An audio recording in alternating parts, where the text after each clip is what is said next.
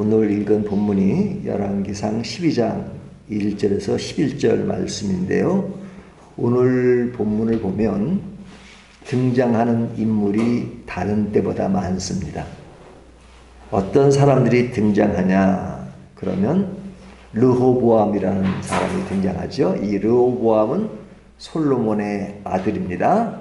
그리고 또 누가 등장하냐면 여로보암이 등장합니다. 어제 본문을 통해서 여로보암은 솔로몬의 신하였다 하는 것을 알 수 있죠. 르호보암이 등장하고 여로보암이 등장하고 그리고 이제 백성들이 등장합니다. 이 백성은 뭐 숫자로는 엄청나게 많죠. 그 백성 중에서도 이제 두 개의 파가 등장해요. 하나는 원록 노인파가 등장하고 하나는 젊은 파. 뭐 젊다고 하니까 뭐 20대 그런 것이 아니라 르호보암과 같은 때 연령, 그러니까 르호보암과 함께 자라면서 함께 할 수 있는 그런 사람들입니다. 이때 르호보암이 한 40 정도 됐다 그러면 아마 그 정도 나이 또래가 됐겠죠. 그러니까 이 젊은 파, 그러니까 르호보암을 지지하는 그 젊은 파가 있고 이 원로파는 솔로몬 때 이제 솔로몬과 함께 했던 그 고관들이죠. 그 사람들이 나옵니다. 이 사람들이 이제 오늘 본문에 등장하는데요. 솔로몬은 뭐 죽었죠. 그러니까 솔로몬은 죽었지만 오늘 본문에는 죽은 또 솔로몬이 계속 나오는 것을 볼 수 있습니다. 솔로몬이 죽고 이제 그의 아들 르호보암이 왕을 이어가야 되는데 이제 그 왕의 인준을 받기 위해서 이제 북쪽 세겜으로 갑니다. 세겜에는 이스라엘 10지파가 있죠. 밑에는 유다 지파가 있고 아직은 이제 분열되기 전입니다. 이제 왕의 인준을 받기 위해서 르호보암이 세겜으로 갑니다. 그것이 1절에 나오는데요. 르호보암이 세겜으로 갔으니 이는 온 이스라엘이 그를 왕으로 삼고자 하여, 그러니까 왕을 삼는 것을 전제로 해서 이미 세겜으로 간 겁니다. 자, 이 세겜으로 갔을 때 여로보암은 어디에 있었냐면 그 이스라엘에 여로보암이 왔습니다. 하지만 그 전에 어디 있었어요? 그 애굽으로 피신을 했었죠. 솔로몬의 박해가 있으니까 여로보암이 애굽으로 피해 있었습니다.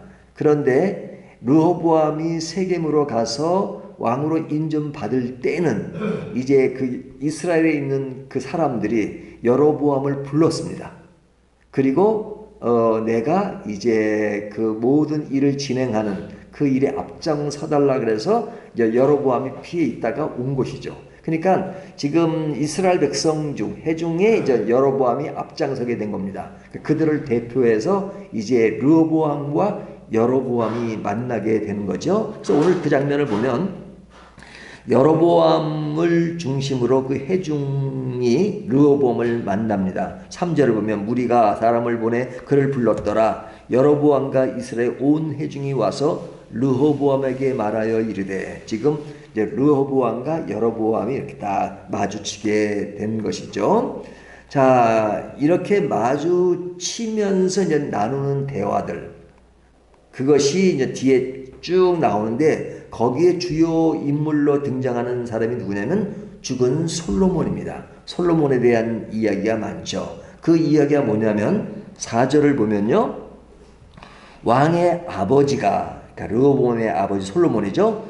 우리의 멍에를 무겁게 하였으나 왕은 이제 왕의 아버지가 우리에게 시킨 고욕과 매운 무거운 멍에를 가볍게 하소서. 그리하시면 우리가 왕을 섬기겠나이다.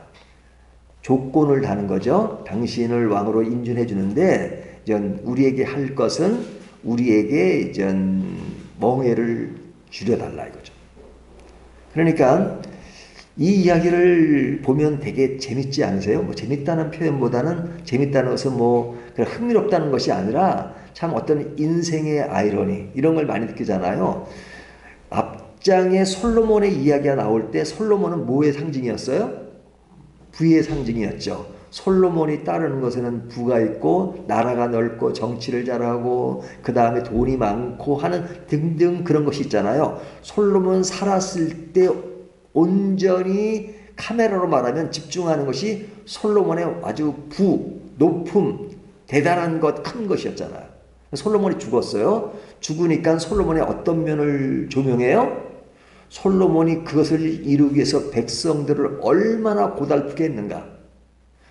그것을 짓기 위해서 40년 동안 건축하는 데 심혈을 기울였잖아요. 성전과 왕궁을 짓는 데 20년, 그리고 그 왕궁을 또 보호하기 위해서 여러 가지 건물을 짓는데 또 남은 세월, 그러니까 40년 동안 온통 건물 짓는 데 투신을 했는데 그 일을 위해서 백성들은 죽어났다 이거죠.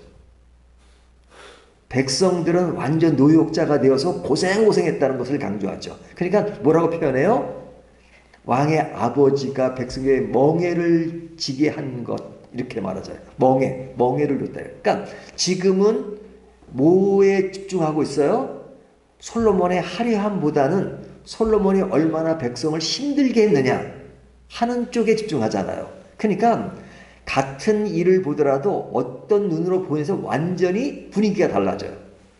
솔로몬 때는 그의 어떤 화려함을 조명하고 있지만 지금은 그의 뒷면, 그 화려함을 이루기 위해서 얼마나 많은 사람들이 고생을 하고 힘들었는가 하는 것을 이야기하잖아요. 그러니까 지금 그분은 돌아가셨고 당신이 그 왕 뒤를 이어가려면 우리들에게 그 멍에를 완전히 없애달라고 하진 않아요. 좀 줄여달라 그렇게 해요. 줄여달라. 자, 이것을 회중들이 여로보암을 앞세워서 하는 이야기입니다. 그런 얘기 중에 솔로몬의 이야기가 계속 나오는 거죠. 4절, 9절, 10절, 11절 이것을 보면 계속 솔로몬의 이야기가 나옵니다. 자, 이와 같은 상황에 이제 르호보암은 지금 그런 백성들의 그런 바램 이런 것이 있을 때 그를 조언하는 두 양상이 다른 두 그룹이 나타납니다. 한 그룹은 처음에 말씀드린 것처럼 원로 그룹이에요. 원로 그룹. 원로 그룹은 누구를 지향했던 사람이에요? 솔로몬을 따랐던 고관들이죠. 그 사람들이 여전히 있으니까 그분들이 솔로몬에게 조언하는 내용이 나오고, 그리고 르호보암과 함께했던 같은 때에 사람들이 조언하는 것이 나옵니다. 먼저 르호보암을 그 조언하는 그 사람들은 뭐라고 이야기하냐면 11절을 보면요, 이렇게 말하죠. 내 아버지께서 너에게 무거운 멍에를 매게 하였으나 이제 나는 너의 멍에를 더 무겁게 할지라. 내 아버지는 채찍으로 너희를 징계하였으나 나는 정갈 채찍으로 너희를 징계하리라 하소서. 이것은 젊은 사람들의 조언을 듣고 지금 르호보암이 하는 말이죠, 백성들에게. 그러니까 좀 멍에가 무거웠으니까 가볍게 해달라라고 하니까 젊은 사람들이 뭐라고 조언하면 그렇게 하면 당신을 더욱 얕볼 겁니다. 그러니까 이럴 때수록 반대로 더 세게 나가야 합니다. 그러니까 그래야지만 당신이 그런 아브라함이 아니라 솔로몬처럼 그런 힘을 가지고 계속 왕권을 유지할 수 있습니다. 그러니까 그들에게 밀리지 말고 더 세게 나가십시오. 근데 그 더 세게 나가라는 그 말을 르호보암이 따르죠. 따르고 지금 하는 이야기가 11절 내용입니다. 내 아버지는 너에게 무거운 멍에를 매게 하였으나 이제 나는 너희의 멍에를 더욱 무겁게 한다. 그들은 가볍게 하는데 더욱 무겁게 할 것이다. 내 아버지는 채찍으로 너희를 징계했으나 나는 정갈 채찍으로 너희를 징계하리라. 그러니까 아주 그냥 강한 어조로 나가는 거죠. 젊은 사람들이 이렇게 조언한 것은 뭐냐면 자기들도 그 옆에서 그와 같은 권력을 가지고 휘두르겠다는 것이에요. 자, 그렇다면 이 두 가지 조언 중에 어느 조언이 좋을까? 앞에 조언 나오는 것은 그 원로들의 조언이죠. 당연히 이 젊은이들의 조언은 그냥 진짜 좀 나쁘게 얘기하면 싹수가 놀았습니다. 이래서는 안 되는 거죠. 우리의 상식으로 봐도 이런 일을 하는 건 진짜 나쁜 일이잖아요. 그것은 그 당시 왕이나 지금이나 똑같아요. 어떤 정치라도 이렇게 국민을 탄압하고 그런 것은 안 좋은 거죠. 옛날이나 지금 안 되는 것이잖아요. 그래, 이 조언 자체는 엄청 나쁜 겁니다. 왜 이런 조언을 해요? 자기 힘을 누리겠다는 거잖아요. 자, 그렇다면 누구의 조언이 맞는 거예요? 이분법적으로 생각하면 이 젊은 사람들의 조언은 잘못됐으니까 당연히 원로들의 조언이 맞다. 그 원로들의 조언은 뭐냐면 이겁니다. 7절을 보면요. 원로들의 조언인 거예요. 6절부터 볼까요? 르호보암 왕이 그의 아버지 솔로몬의 생전에 그 앞에 모셨던 노인들과 의논하여 이르되 너희는 어떻게 충고하여 이 백성에게 대답하게 하겠느냐? 그들이 대답하는 겁니다. 대답하여 이르되 왕이 만일 오늘 이 백성을 섬기는 자가 되어 백성을 섬기라고 그러죠. 그들을 섬기고 좋은 말로 대답하여 이르시면 그들이 영원히 왕의 종이 되리이다 하나. 자, 그를 섬기십시오. 백성을 섬기십시오. 그러면 그의 백성들이 뭐가 된다 그래요? 왕의 종이 되겠다. 이렇게 말하죠. 그러니까 원로들의 조언은 그들과 부딪히지 않고 그들에게 다정스럽게 다가가는 걸 요구하죠. 그리고 그들의 요구를 들어주고 그러면 그들이 종이 되겠습니다. 이 왕의 종이 된다는 말, 그것도 그 어느 정도 종이 되느냐? 그들이 영원히 왕의 종이 되리라 하나 그러죠. 그러니까 이 왕의 종이 된다는 말, 이 말을 들으면 생각나는 거 있었어요? 사무엘 때 일이 생각나죠. 사무엘 때 이스라엘 백성들이 왕을 세워달라 그러잖아요. 왕을 세우자 그러잖아요. 그러니까 하나님이 왕 세울 필요 없다. 내가 통치하면 된다. 하나님의 통치를 따르라. 그러니까 백성들이 아닙니다. 우리에게 왕을 세워주십시오. 우리는 왕이 필요합니다. 그러니까 그래 너희들이 그렇게 왕을 원해? 그럼 내가 왕을 세워준다. 근데 너희가 왕을 세우면 너희는 더 힘들 텐데 너희가 왕을 위해서 봉사해야 되고 너희는 왕의 종이 되어야 될 거야. 그러니까 그래도 좋습니다 해서 왕이 세워진 거잖아요. 그래서 처음에 사울왕, 다윗왕, 지금 솔로몬까지 온 겁니다. 그리고 지금 솔로몬 아들 르호보암 이야기가 나오는 거잖아요. 근데 그들이 원로들이 말하기를 섬기십시오. 그러면 백성들이 영원히 당신의 종이 되겠습니다. 그런 말을 하죠. 그러니까 영원히 왕의 종이 되겠습니다라는 말은 그에게 굉장히 호의적으로 하는 말이지만 그 속에는 뭐가 담겨 있어요?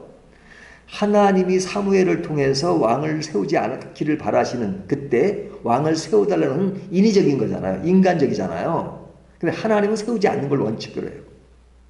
근데 그들이 원하니까 허용을 하신 겁니다. 허용을. 그러니까 허용하셨다는 것은 인간이 그럼 한번 그렇게 경험해봐라. 인간이 아주 원할 때는 하나님 그냥 들어주시기도 하세요. 그러면 한번 경험해보라는 거죠. 그러니까 그 경험해보라는 그 말 속에는 어떤 인간의 생각이 더 크게 작용되어 있는 거죠. 그러니까 이 영원히 왕이 되리라 하는 것은 어떤 인간적인 분야에서의 상황을 전제합니다. 그러니까 거기에는 하나님의 생각과는 조금 다른 결이 좀 있는 거죠. 현실적으로 이런 문제가 벌어지고 있지만요. 자, 그러니까 이들이 이제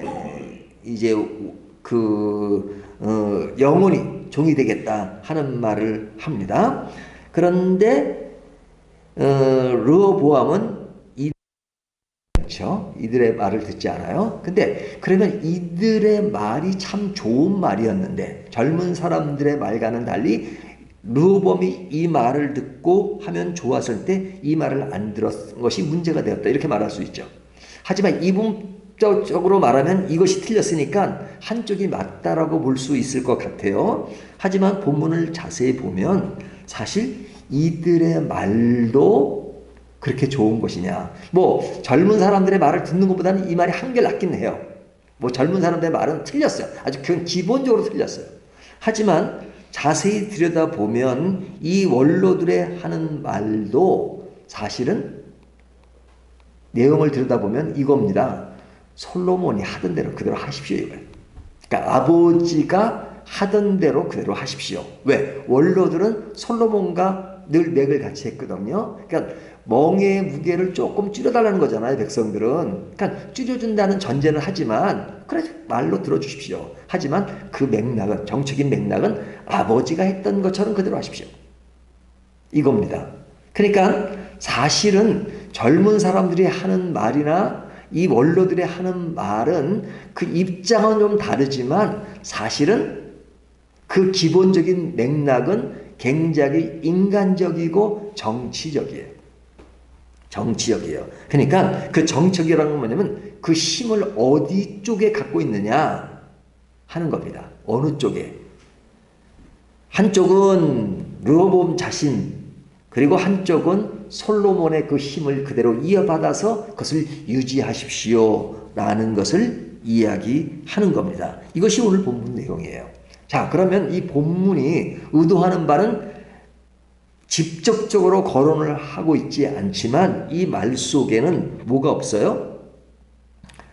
하나님의 입장에서 르호보암이 생각하고 또 백성의 양 진영이 하나님께 순종하고 하나님이 원하는 그 길을 가야 된다는 말은 없죠.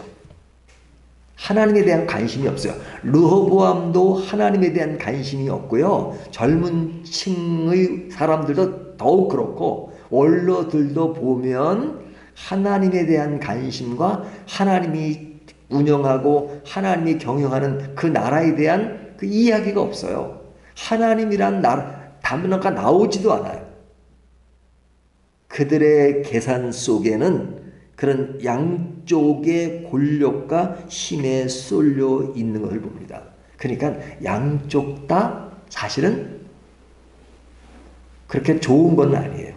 물론 인간적으로 그 좋고 나쁜 걸 따진다면 젊은 이들이 하는 말은 그거는 그냥 생각할 여지도 없어요. 그건 아주 나쁜 거예요. 하지만 원로들의 이야기도 신앙적 입장에서 보면 그것도 그냥 반쪽에 불과하단 말이죠. 자, 그렇다면 이 말씀을 오늘 우리들에게 적용하면 어떤 적용이 가능할까요? 우리 한국 사람들은 저를 포함해서 참 정치에 관심이 많아요. 우리나라 정치 보면 정치들에 참 관심이 많고 교회에서 어려움이 있다면 뭐냐면 선거 때가 되면요. 교인들도 이렇게 쫙 갈라집니다. 예? 여당, 야당 이렇게 쫙 갈라져요. 그래서 이 정치하는 목사들은 아주 자기의 색채를 아주 너무 노골적으로 드러내고 이쪽이다 저쪽이다. 근데 대부분의 말을 들어보면 사실은 우리나라의 정치적 흐름은 사람들이, 백성들이, 국민들이 갖는 성향은요. 너무너무 진영 논리에 쌓여 있어요. 이쪽 아니면 저쪽. 그러니까 이쪽 아니면 저쪽. 이쪽 아니면 저쪽인 경우는 내 쪽이 아니면 무조건 악이에요.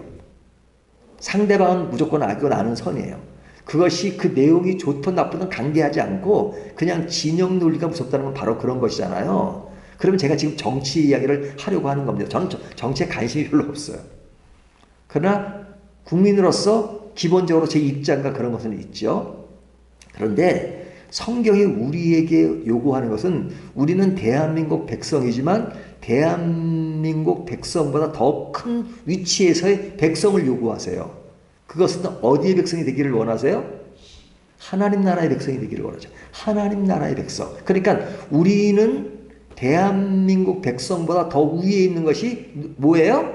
하나님 나라의 백성. 그러면 하나님 나라의 대통령은 누구예요? 대통령이라는 표현은 좀 그렇지만 통치자가 누구세요? 당연히 하나님이시죠. 우리는 하나님의 통치를 받고 사는 겁니다. 하나님 나라의 분위기는, 통치는 완전해요. 완벽해요. 그래서 하나님 나라는 여야가 없어요. 오직 하나님 혼자 완전하신 그분의 통치를 받는 거예요. 하나님의 통치를 제지하고 그런 것이 없어요. 왜? 완벽하시기 때문에. 그래서 하나님의 독재는 당연히 독재가 돼야 돼요. 완벽하니까. 하지만 세상의 논리는 독재가 있을 수는 없어요. 있어서는 안 돼요. 왜? 완전하지 않기 때문에. 그러니까 어느 전 진영의 사람들이 완전할 수 없죠. 물론 정치라는 건 없을 수는 없죠. 하지만 완전하지 않기 때문에 우리는 어떤 자세를 취해야 되느냐? 하나님 나라의 백성으로 이 세상을 어찌 보면 내려보는 것이 중요해요.